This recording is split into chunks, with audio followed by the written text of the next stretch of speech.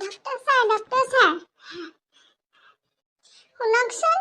শুনকচোন কোৱা কি হ'লনো তোমাৰ এনি প্ৰব্লেম মানে ছাৰ যোৱাকালি গাঁৱত বিয়া এখন আছিলে বিয়াখন খাই আহি আপোনাক কৈছোঁ ইমান বমি হাগনি লেট্ৰিনত বহিহে তত পাইছোঁ দিনটো লেট্ৰিনতে সোমাই থাকিলোঁ ছাৰ নক'ব আজিও ভাল পোৱাই নাই